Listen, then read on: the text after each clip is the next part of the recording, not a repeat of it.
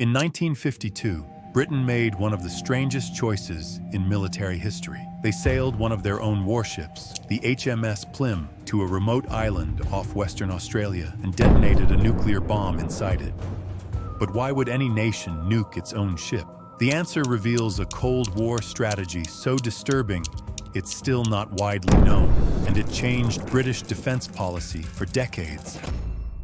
Britain was still recovering from World War II, and every naval vessel mattered. The Royal Navy had lost dozens of ships during the war and couldn't afford to waste a single one. So why would they deliberately blow up a perfectly good warship with a nuclear bomb? The answer comes down to a fear that kept British military leaders awake at night. By 1952, British intelligence had identified a new threat that changed everything. Soviet submarines were getting better at staying hidden underwater for long periods. These submarines could potentially carry nuclear weapons directly into British harbors without being detected. Unlike bomber aircraft that radar could spot from miles away, submarines could sneak right up to major ports like Portsmouth or London's docks. British military planners realized they had a serious problem, but no one knew how an underwater detonation would behave. All the nuclear tests that had happened before 1952 took place in deserts or remote islands where bombs exploded in open air. American tests at Bikini Atoll showed how nuclear weapons created mushroom clouds and left craters in the ground. But harbors are completely different environments. They have water, ships, docks, warehouses, and cities nearby. British scientists had no data about how nuclear explosions would behave in these conditions. The Americans had conducted underwater nuclear tests during Operation Crossroads in 1946, but those experiments measured blast effects with ships positioned outside harbor conditions. British planners lacked any real-world data on explosions inside a ship hull, exactly the scenario they feared most. This wasn't just theoretical planning. The Soviets understood that Britain's entire economy depended on shipping and that British cities were built around major ports. A single nuclear weapon detonated in the Thames near London could cripple Britain's ability to import food and supplies.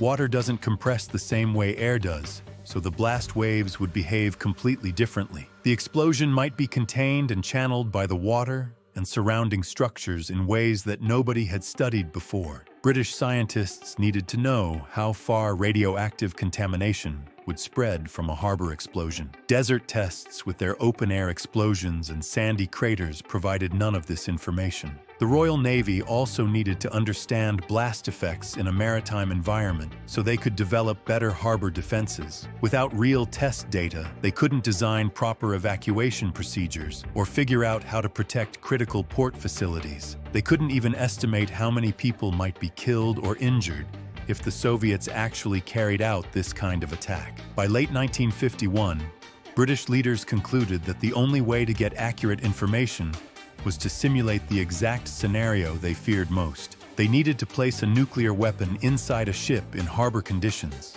and actually detonate it. No amount of theoretical calculations or small-scale experiments could replace real-world data from an actual nuclear explosion in a maritime environment. This led to one of the most unusual military experiments in history. Britain would take HMS Plym and turn it into a floating nuclear target. The ship would carry a 25-kiloton atomic bomb to a remote test site off the coast of Australia. Anchored in shallow water that simulated harbor conditions, HMS Plym would be deliberately destroyed to provide Britain with the nuclear defense knowledge they desperately needed. But first, they had to figure out how to actually put a nuclear bomb inside a working warship. Converting HMS Plym into a floating nuclear weapon required solving problems that no military engineer had ever faced before.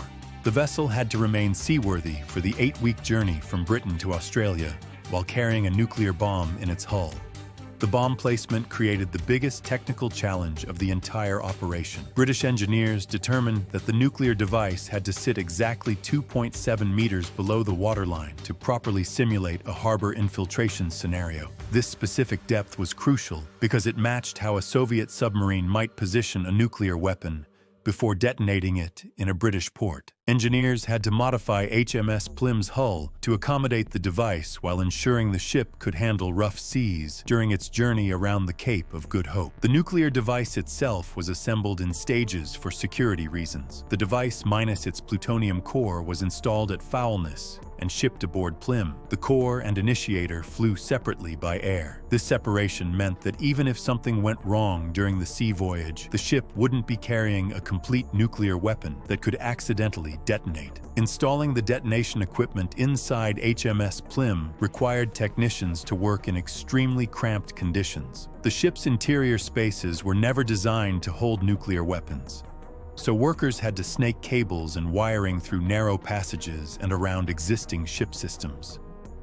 The detonation circuits had to survive the initial moments of the nuclear explosion long enough to actually trigger the bomb. Engineers installed multiple layers of protection around the firing circuits and used specially hardened components that could withstand intense heat and pressure. The remote detonation systems presented their own engineering challenges. The equipment had to function reliably underwater since the bomb would detonate below the waterline. Technicians also had to account for the fact that seawater would flood into the ship's hull once the explosion began. All the electrical systems and detonation equipment were sealed against water damage and corrosion. The wiring was routed through watertight conduits, and the control circuits were housed in sealed containers that could function even when completely submerged. The bomb design itself used a levitated pit system based on the American Fat Man, but with British modifications. This design used an air gap that allowed the explosion to build momentum more efficiently, which meant the weapon required less plutonium than earlier bomb designs. The levitated pit also made the weapon safer to transport and handle during the long journey to Australia. HMS Plym had to make the 8-week voyage around the Cape of Good Hope due to unrest in Egypt that blocked the Suez Canal route. Sailors were briefed on radiation monitoring and restricted from areas around the device during the voyage. The ship still needed to operate normally while carrying the bomb, which meant the crew had to perform their regular duties while avoiding the areas where the weapon was installed.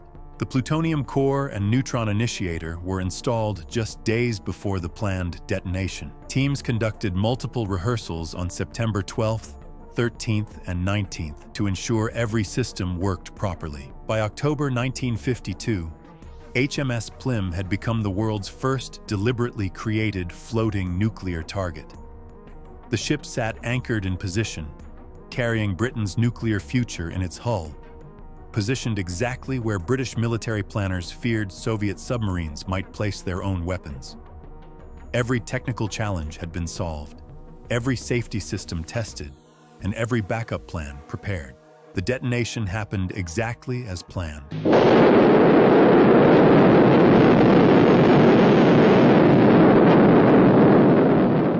At the moment of explosion, the nuclear device released the same amount of energy as 25 kilotons of TNT in a space smaller than a closet. But unlike desert tests where this energy could expand freely into the atmosphere, the water and metal around the bomb created completely different conditions. Water's incompressibility focused the blast, vaporizing the hull in milliseconds. This meant all that nuclear energy had nowhere to go except through HMS Plym's hull and into the surrounding seawater. The explosion created an underwater shockwave that behaved nothing like the blast waves from airbursts that scientists had studied before. The water channeled and focused the explosion's force instead of letting it spread out evenly. The shockwave ripped through HMS Plym's steel hull like it was paper. The intense heat and pressure vaporized the metal almost instantly. The ship didn't just sink or break apart.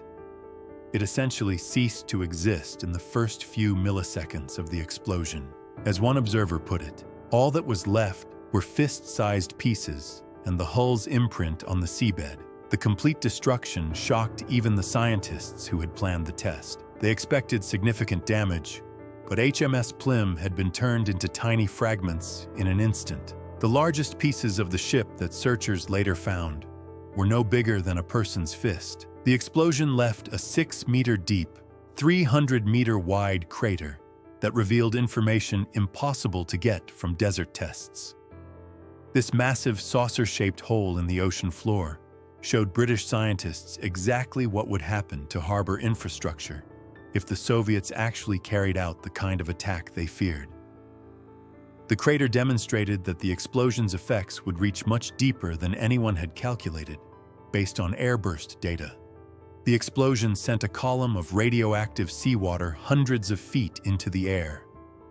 This wasn't the familiar mushroom cloud that people expected from nuclear tests.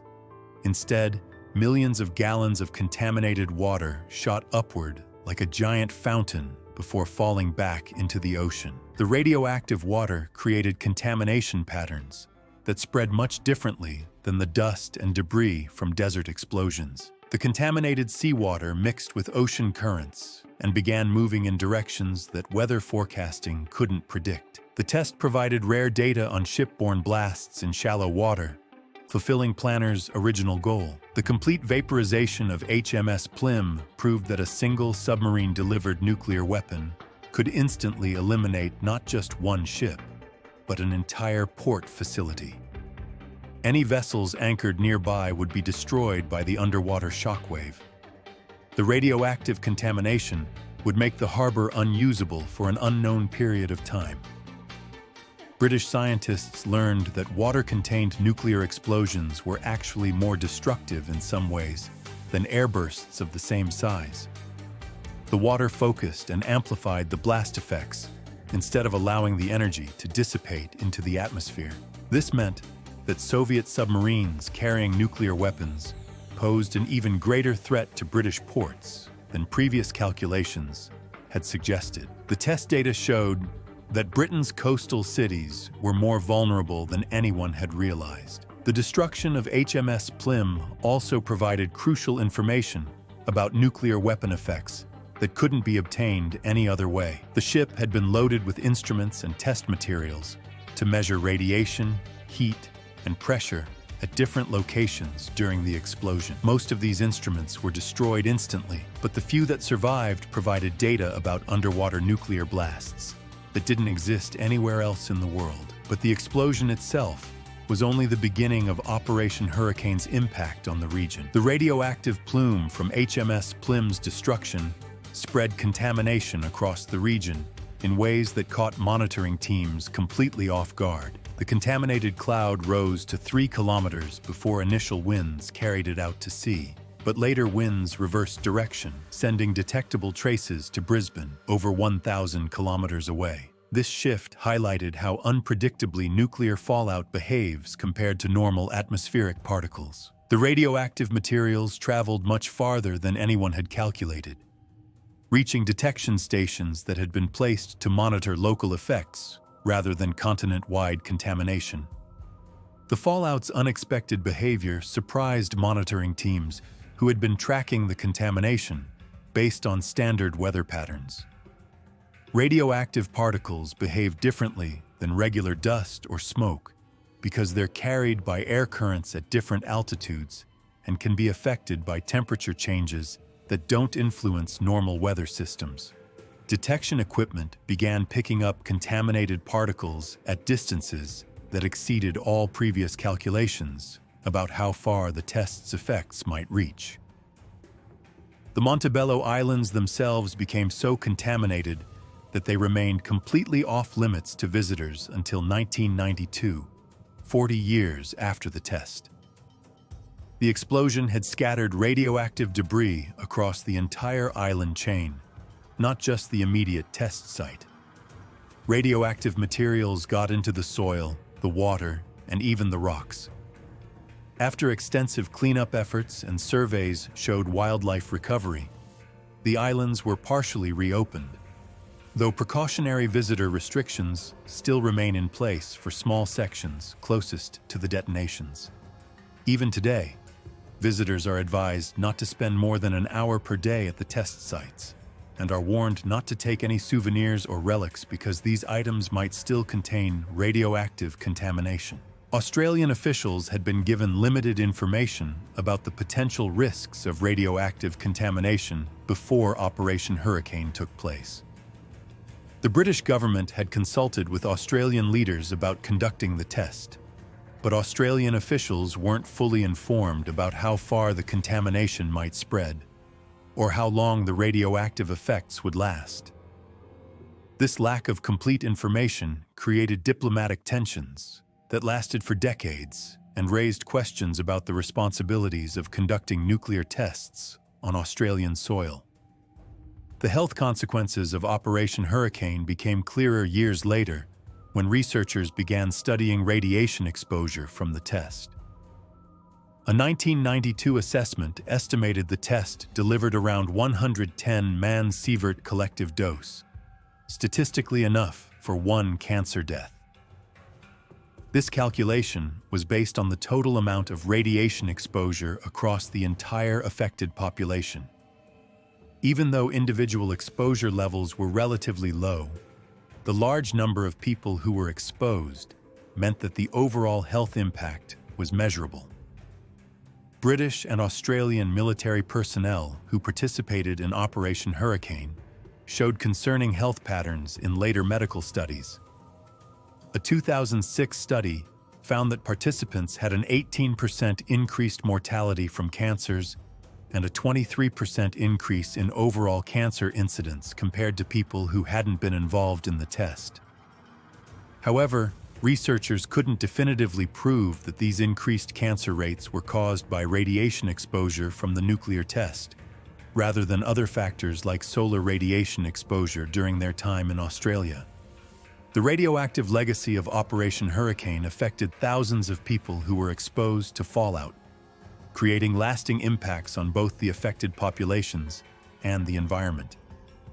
The test revealed that nuclear weapons create contamination problems that last far longer than the explosions themselves. The islands are now a protected park, but the nuclear legacy continues to affect how people can use and visit the area decades later. Operation Hurricane had achieved its goal of making Britain a nuclear power, but the contamination data revealed consequences that extended far beyond what military planners had anticipated when they decided to sacrifice HMS Plym. The test data from HMS Plym's destruction provided Britain with crucial strategic insights that went far beyond simply proving they could build nuclear weapons. Operation Hurricane made Britain the world's third nuclear power, joining the United States and Soviet Union in the exclusive nuclear club. However, the real lessons from sacrificing a perfectly good warship were far more complicated than British leaders had expected. The timing of Operation Hurricane created an unexpected problem that nobody had anticipated. Just 4 weeks later, the US tested Ivy Mike, the first H-bomb, eclipsing Hurricane's technology. This new weapon was hundreds of times more powerful than the atomic bomb that had destroyed the British frigate. In less than a month, Britain's nuclear achievement looked outdated compared to American technology.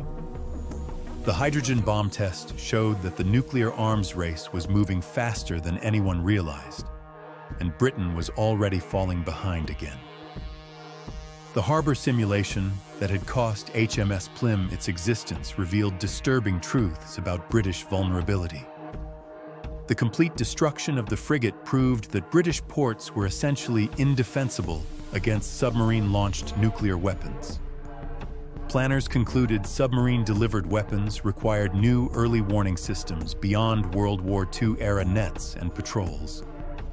The test data showed that if Soviet submarines managed to sneak nuclear weapons into places like Portsmouth, Liverpool, or London's docks, the damage would be catastrophic and unstoppable.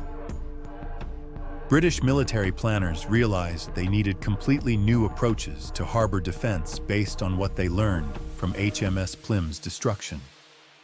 The old strategies of trying to sink enemy submarines before they reached British waters wouldn't work if even one submarine got through. Instead, Britain needed early warning systems that could detect approaching threats much farther from shore. They also needed evacuation procedures that could move hundreds of thousands of people away from port cities in a matter of hours. The test results forced a complete rethinking of how to protect Britain's coastal population. The nuclear test data helped British scientists design better weapons, but it also revealed how Britain's island geography worked against them in the nuclear age. Britain's economy depended entirely on shipping through major ports. Unlike countries with large land borders, Britain couldn't survive if its harbors became unusable. The destruction of HMS Plym demonstrated that a small number of submarine-launched nuclear weapons could cripple the entire nation by targeting just a few key ports. This geographic vulnerability had never mattered much in previous wars, but nuclear weapons changed everything. Australia was not party to the Quebec Agreement and lacked access to design data, creating long-term distrust between the two nations. British leaders worried that sharing too much information with Australia might damage their relationship with the United States. This secrecy and lack of cooperation created resentment in Australia that affected relations between the two countries for years. The success of Operation Hurricane led to more nuclear tests in Australia, which created ongoing environmental and political problems. British scientists wanted to test different types of nuclear weapons and delivery systems. Between 1952 and 1963, Britain conducted 12 nuclear tests at various Australian sites. Each test created more radioactive contamination and health risks for Australian civilians and military personnel. Veteran studies from 1983 to 2003 found no conclusive mortality increase, while a 2006 study showed higher cancer rates but could not link them to radiation exposure. The environmental damage from Operation Hurricane and the later tests required decades of cleanup efforts that cost millions of dollars. The Montebello Islands remained off-limits to visitors for 40 years after HMS Plym was destroyed. Even today, people are advised not to spend more than an hour per day at the test sites and not to take any souvenirs from the islands because of remaining radioactive contamination. Britain gained nuclear power status from Operation Hurricane, but learned that their homeland was more vulnerable than ever before. The test provided valuable scientific data, but it also demonstrated that defending against nuclear attack was nearly impossible with existing technology and strategies. The complete destruction of HMS Plym had revealed truths about nuclear warfare that would reshape military thinking for decades to come. Operation Hurricane revealed Britain's nuclear prowess while exposing the strategic vulnerability of island ports to submarine-launched weapons. The sacrifice of HMS Plym provided crucial data that reshaped Cold War defense planning, but it also demonstrated how nuclear testing creates lasting consequences that extend far beyond the initial explosion.